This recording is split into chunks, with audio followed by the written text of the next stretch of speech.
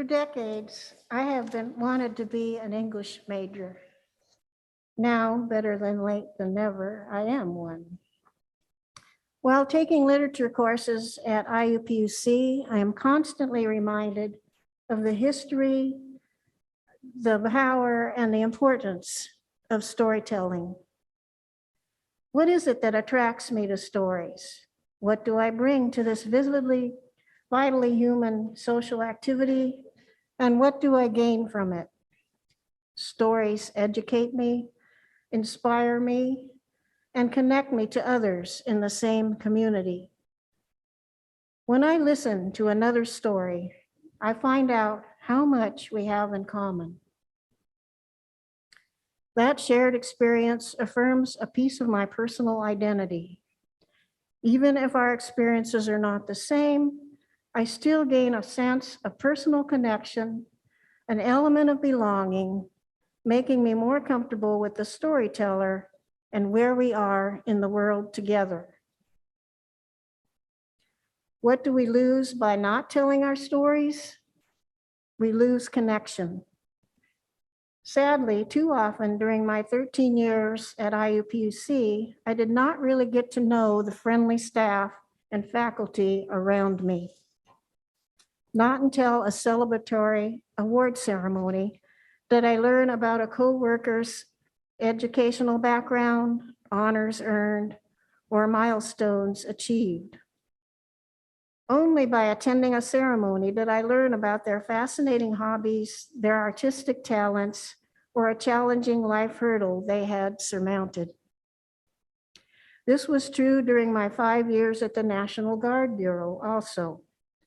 I did not learn much about a supervising Air Force officer until attending his or her retirement ceremony.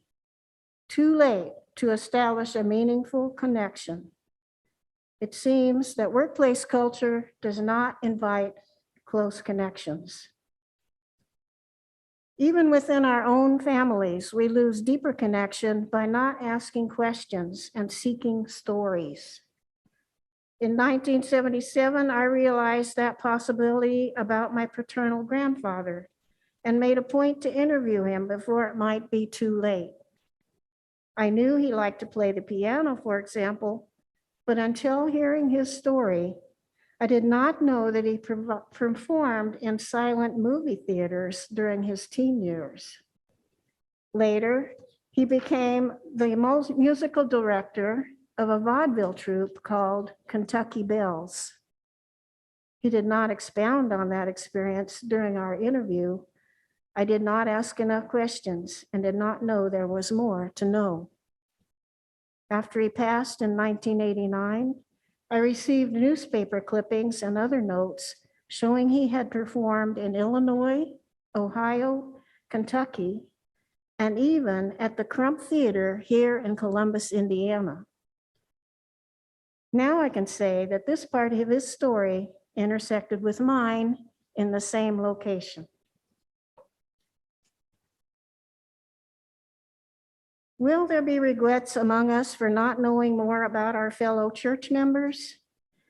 In 10 years, will newer members of our congregation family know and understand our history? Will they feel connected to the oldest members? Will they truly appreciate what we have built here? I hope so, because it promotes a richer experience for all of us.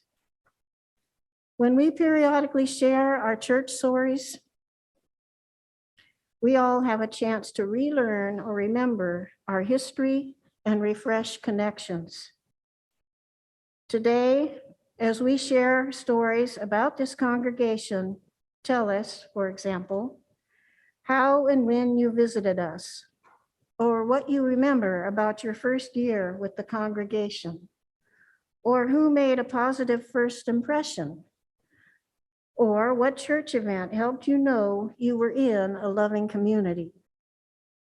Any shared memory is valuable.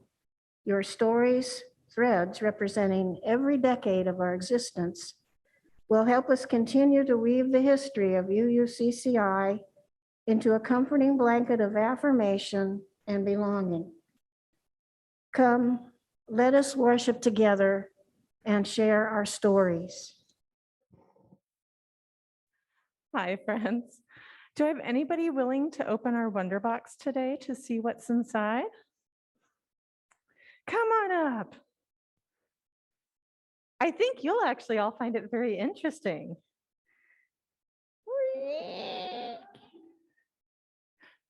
A quilt. How fascinating. I wonder if Lynette, our resident historian, might be willing to come help me.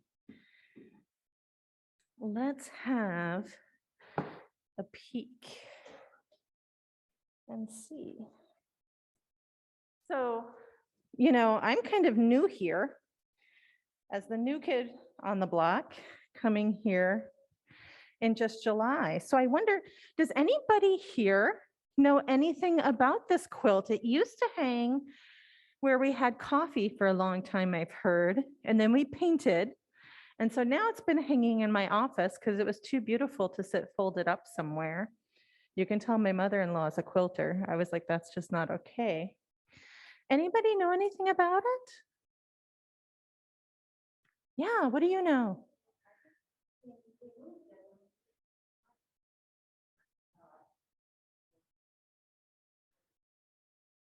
Ah.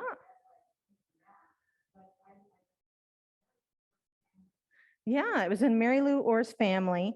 It says here that it was quilted by the UU women, Columbus, Indiana, in 2002. So that means it's almost 20 years since it's been quilted. And then I think by Lynette, down here, it says that it was pieced by Anna White Wolf, who was lived from 1873 to 1953 in Hamilton, Indiana. So this was pieced by one person and then quilted together by the UU women. And I know from my mother-in-law that this is a variation of a star block. So I don't know if there's anybody who knows more about it. But that's exactly the point. And I think about quilts and things like that that get passed around in families. And our church is a lot like a family, and how those ties that bind us together are really important. And I hope maybe even people on Zoom might know some more about it and help me figure out how to tell the story of how this quilt came to be and how it came to be in our congregation. And I think it's really important for us all to think about sometimes those shorthand stories we have. Oh, do you remember such and such? And instead, really tell the whole story, because we always have new people coming and we have people leaving. And that way everybody is invited to share in all those things that we sometimes take for granted in our congregation, and all those things that connect us together. Thank you, Lynette.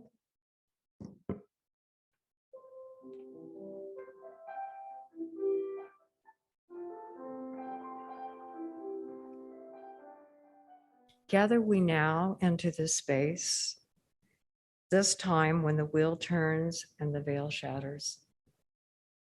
Gather we now to remember, to grieve, to prophecy, to complete our harvest before the long dark comes.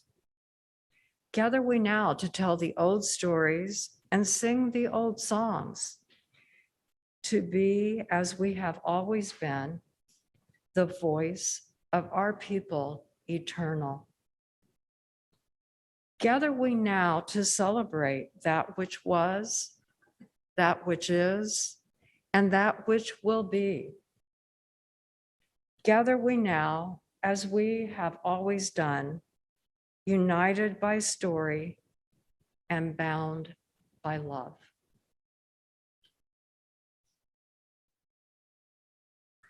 Humans make maps of stars, choosing some stars, ignoring others, to project our imaginations onto the heavens. These maps shift over time, across cultures.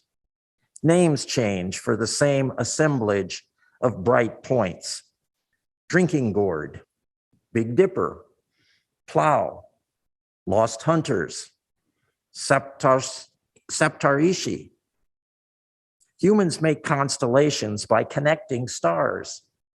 Humans make meaning by connecting stories. Story to narrative to story. Some blaze bright, some are faint. Most are backdrop to the great and mundane human unfolding. Let us imagine the stories of our lives as a starry universe above our heads. As leaders of this congregation, we are tasked and trusted to draw constellations in this, our beloved small universe. May the stories we connect draw constellations that reflect a shared ministry that calls out the best in us. Today, we embark into the quote-unquote sermon. This is not like a traditional sermon because you are providing the words. You are telling your stories. And what we would like to hear about are your stories about the church, what you feel about it, what you experienced, and representing the different decades of our existence from the 1960s through now the 2020s.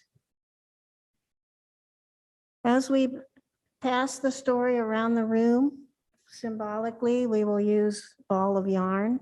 So you will pick up a ball of yarn and tell your little story, and then pass it on to the next person who has one to offer. Know that it should get passed around quite a lot. But two questions you can consider about this is, what memories do you have about your experiences with the UU community in your particular decade? What stories have you heard about others' experiences in that decade? So it doesn't have to be your own personal story. It can be what you know and can contribute to this larger ball of yarn we're passing around. We'd like to start with Lynette Farless is going to read something sent to us by Donna Coleman, who is one of our most original members, even as a child.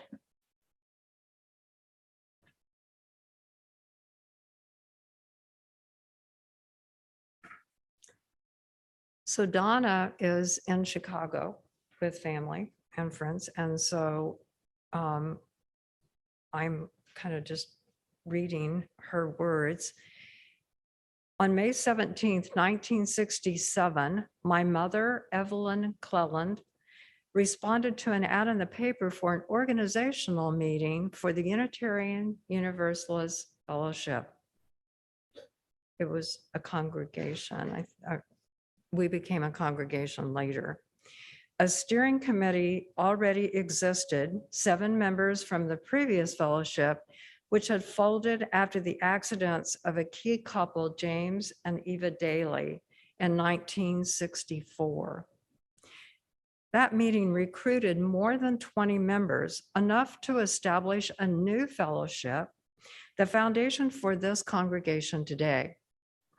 A couple of social gatherings followed, a picnic hosted by the Aldershots in June of '67, and a progressive dinner hosted by Bill Lyons and others in August.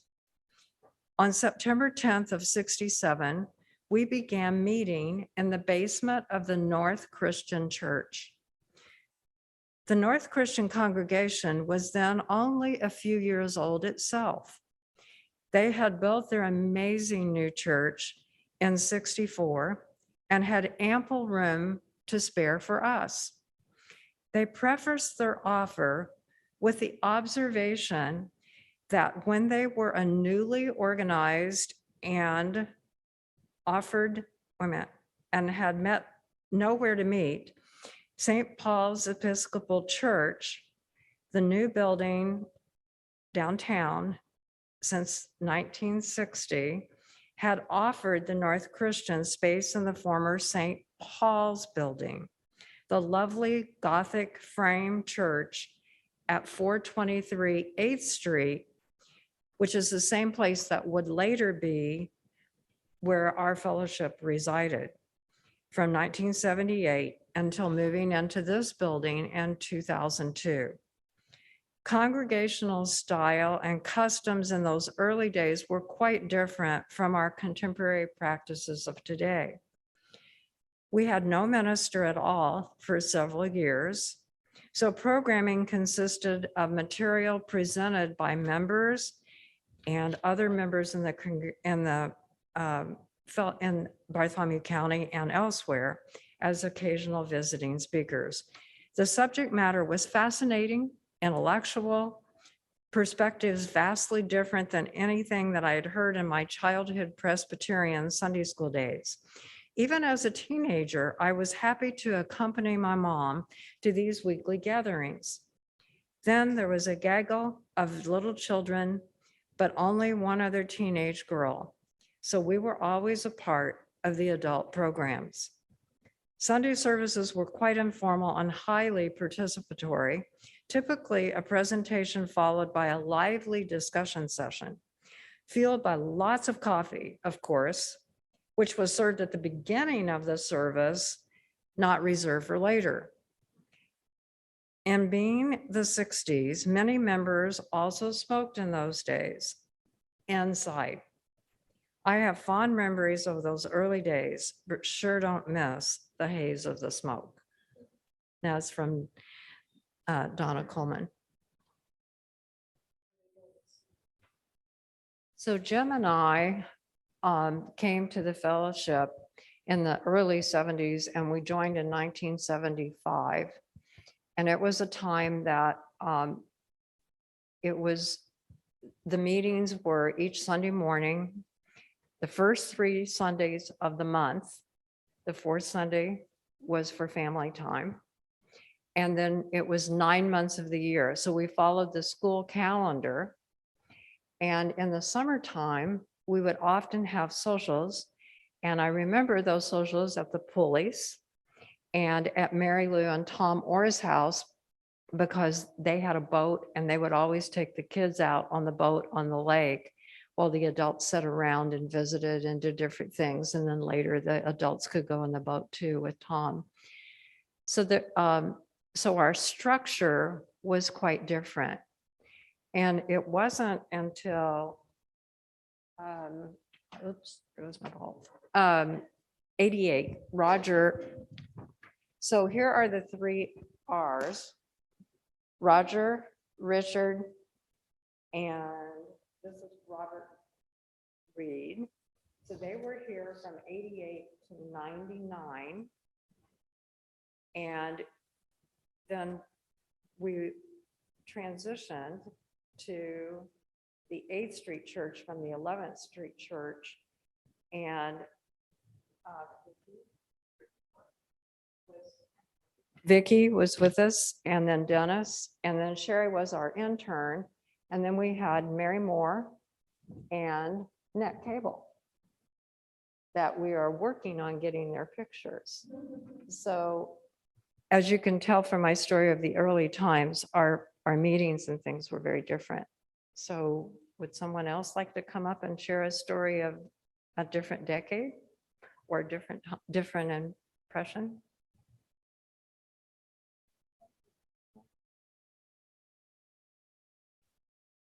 No, what I'm sharing is right after the first one that with Donna. This is Connie Marble.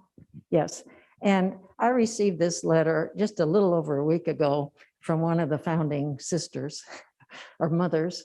And then seeing what was happening, I thought I have to read parts of this letter. It's from a good friend, Bonnie Baya, who we knew just a few years in the 60s and 70s before they left Columbus. We knew each other because we were neighbors, and our husbands worked at Irwin Management. That's what brought us to Columbus. And Bonnie worked at Cummins. And during It was just 5 or 6 years. She had 2 little boys and we had 2 little girls. And this letter was not sent to me. It was sent to her sister. And I guess just a week or so ago, her sister downsized and was getting rid of letters. So she sent Bonnie's letter to her back to Bonnie. And since it talked about the Unitarian Church and she knows that Terry and I had joined, she thought maybe I'd like to read about her, some of her things that she had to say. So I'm not reading the whole letter, but just a few things.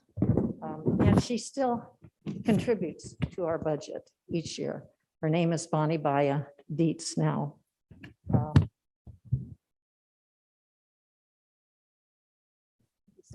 We both have been active in the formation of a Unitarian fellowship here in Columbus. It is a lot of work and lot is capitalized, but worth it, I think, since I found myself turning terribly hypocritical over any of the churches here. Did I tell you once Easter sermon, we went to a Christian church, a denomination here, and they actually told me what heaven looks like. I nearly had to leave the church. We have about 20 people and meet in the basement of the North Christian Church for free, Sunday mornings at 9:45, too early. Have an ongoing Sunday school for the kids where they learn about Jesus, Buddha, Judaism, and so forth. There is virtually nothing I disagree with in the Unitarians' beliefs, principally because everyone is allowed his own. And while here, she was the secretary. When they began forming this group last April, oh, I forgot to say that this was written on Columbus Day in October 1967. Got to mention that.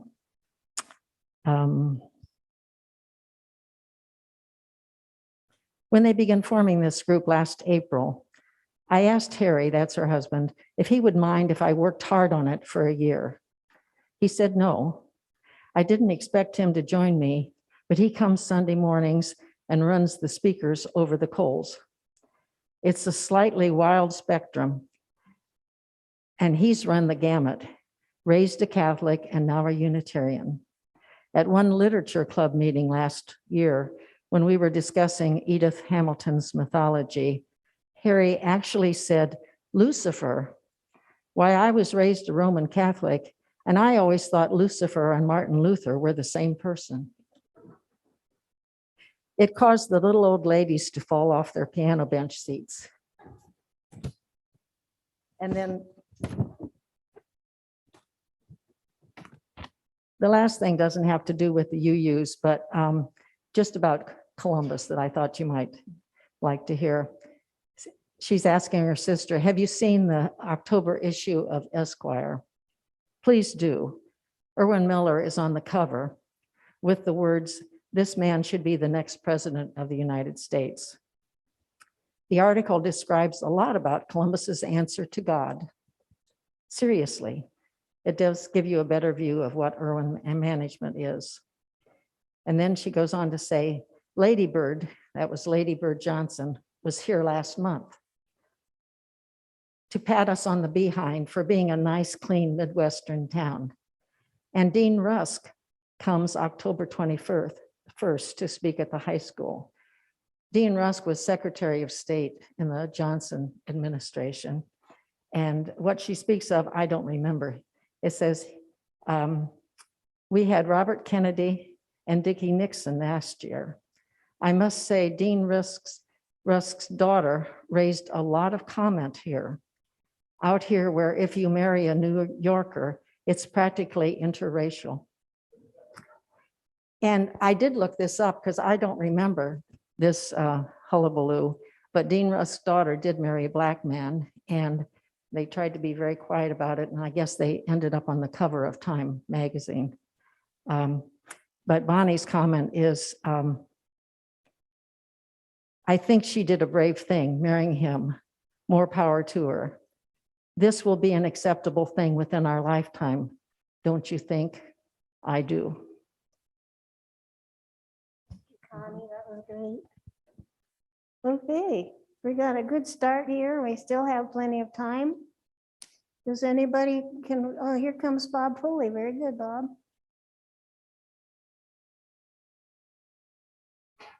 Hi, I'm Bob Pulley.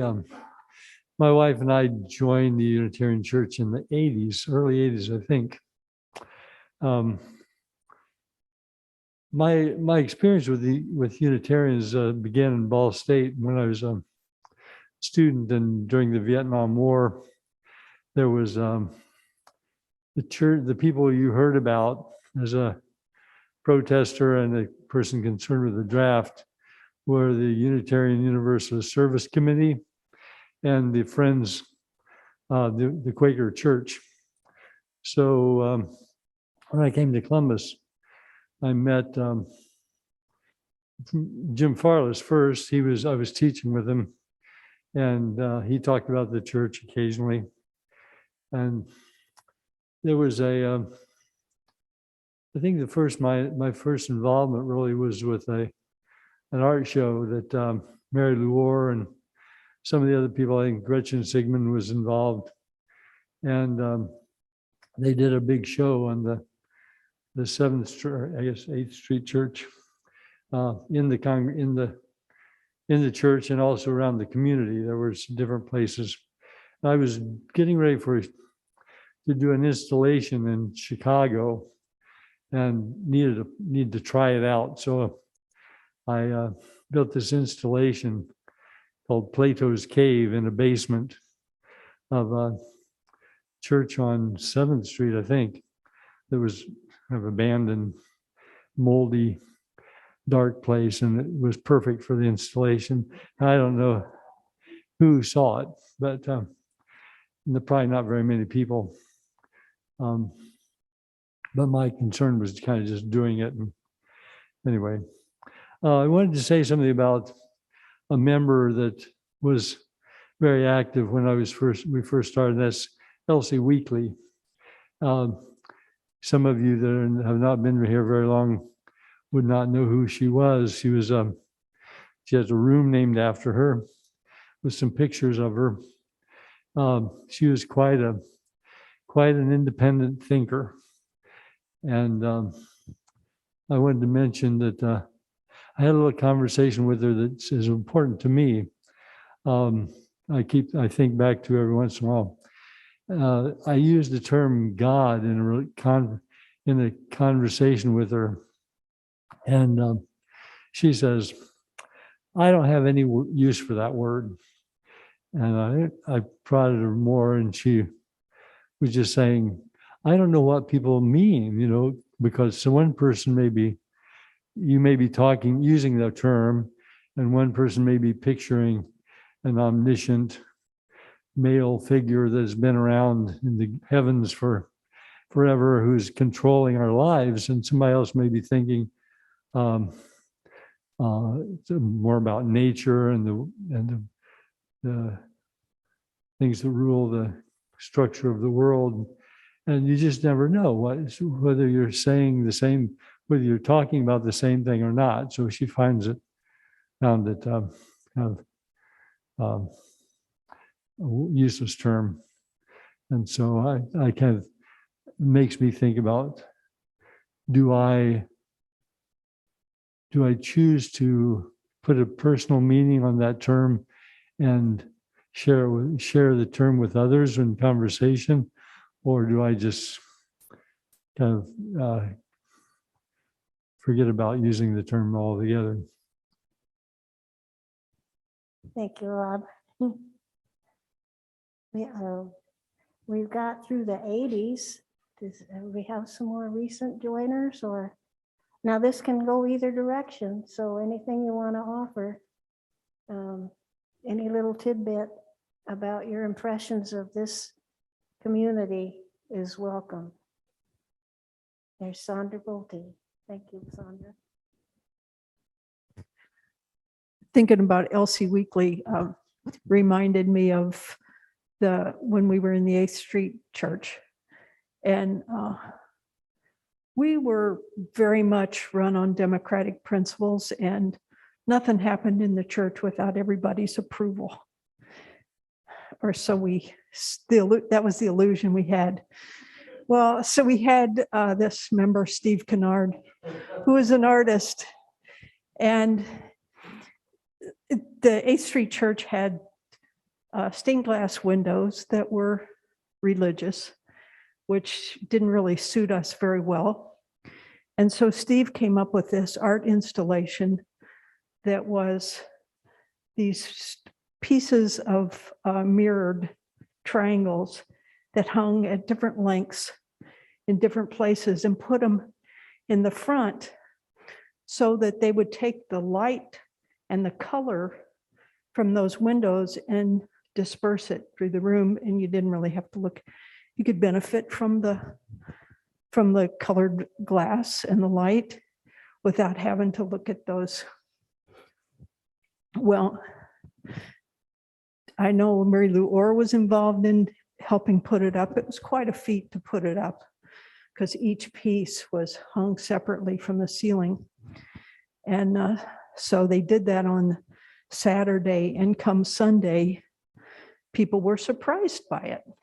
And some of us thought it was just beautiful, and what a clever solution. Elsie Weekly was pretty upset. And it started a whole thing where we had a whole congregational meeting to talk about it, and it ended up coming down. Democrat. Bob has a PS here. I just wanted to say, I was thinking about that same story, but wanted to mention Steve is, I don't know if you knew, but he's in Mexico, and he's recently found he's got stage, or say Gleason scale 8 prostate cancer. So any of those of you who know him might want to be thinking about him in good ways. Thank you.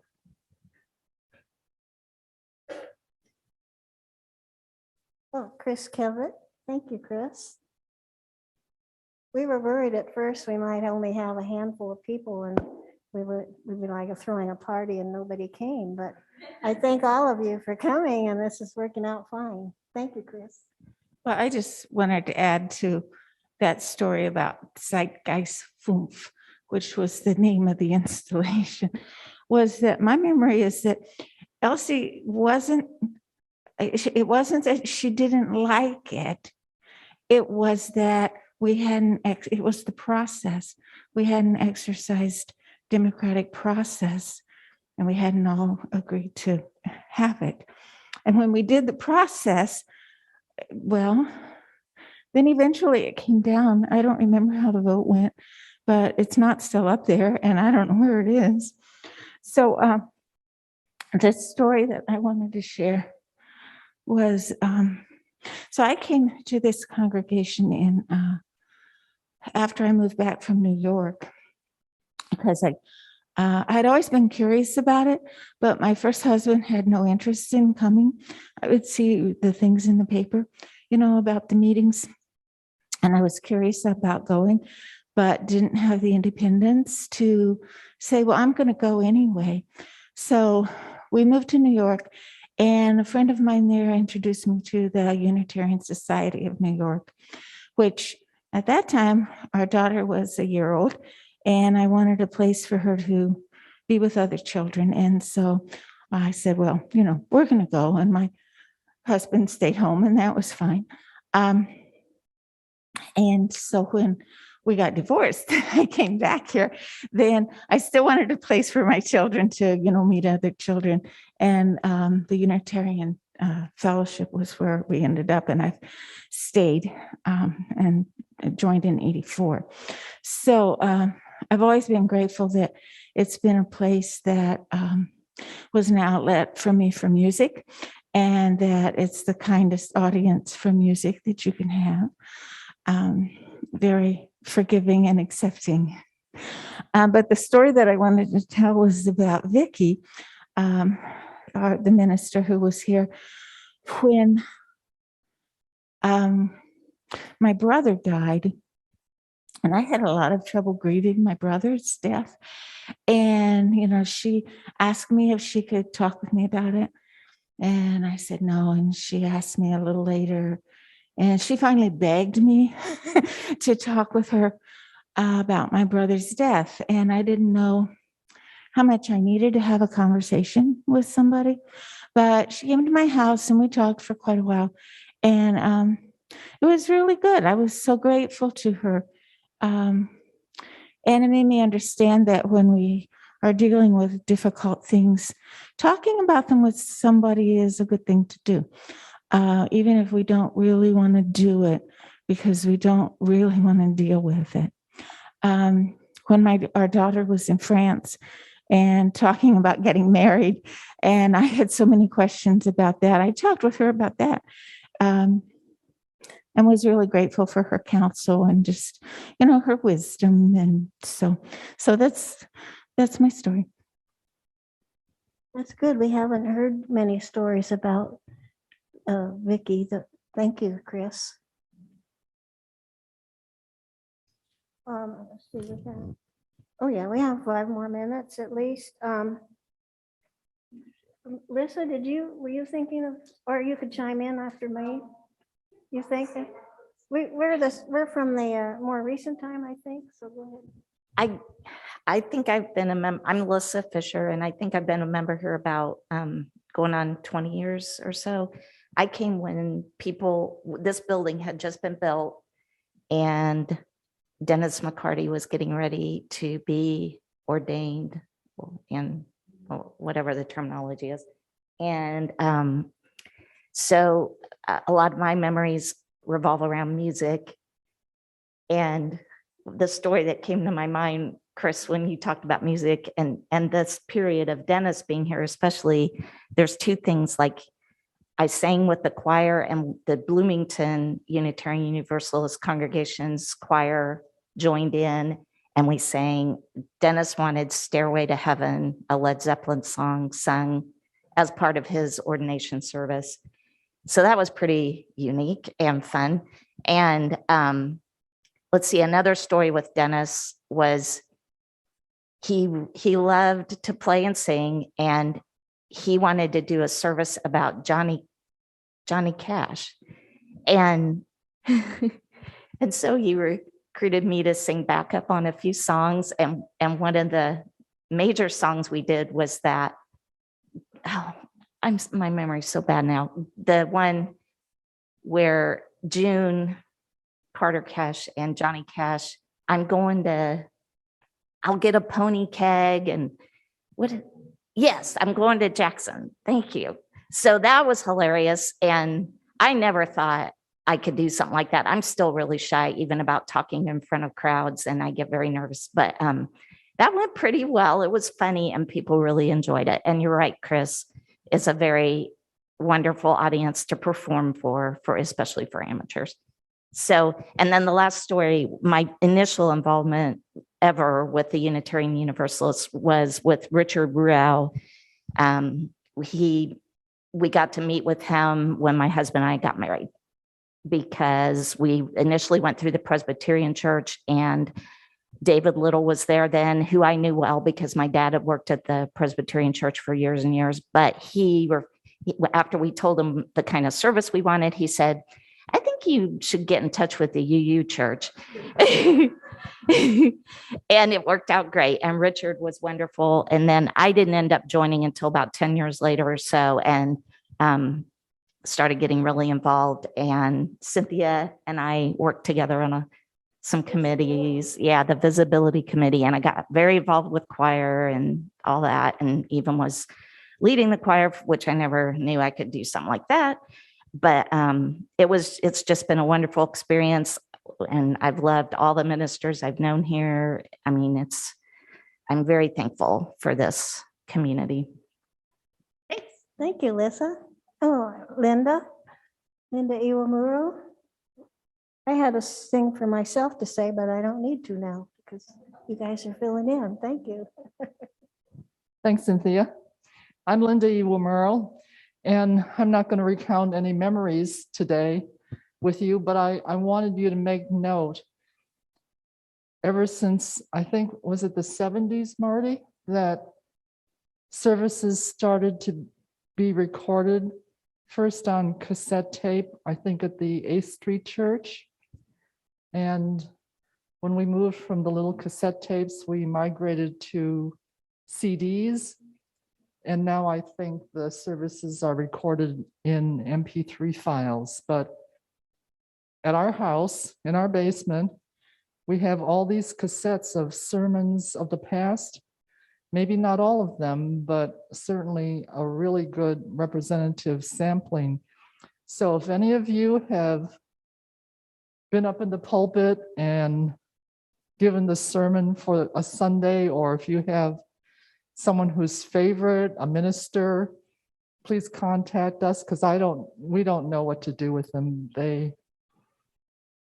either going to go into the bid bucket or the dump or something, but we've got to figure out. Lynette, if you're a historian, maybe we can talk about it. But there are some real gems, and as we're talking about history today, there's an awful lot in there that is just wonderful to hear.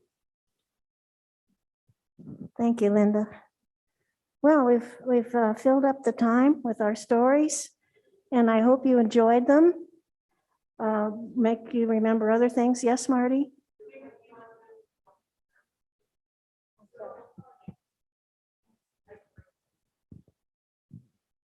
Sorry, you can't see me, but you'll hear my voice like an omnipresence to represent. Oop, sorry, I thought you had it. Okay, here we go. From Jeff Jones. He had driven by the building on Geller many times over the years and had the occasion to attend an Americana concert here a few years ago. The concert was great. And as I looked around the building, I realized that this was a community of seekers that resonated with my beliefs. I have enjoyed many sermons by Dennis, Sherry, Mary, and Nick over the years, have joined protests with many UUCCI members on the steps of City Hall, have enjoyed a number of Buddhist events, have made lifelong friends, and UUCCI is definitely my second family. Diane Spofford adds, regarding the mirror sculpture, was voted on and accepted. It remained hanging for the year. Elsie accepted it after the vote. And I told her that the congregation would vote on it every year. She smiled and said there was no need. So thought those were a couple interesting Zooms to share with you all. The power of oral stories felt in the heart, called from our minds. Storytelling is among the oldest forms of communication. Storytelling is the commonality of all human beings in all places, in all times. Let it continue to be so.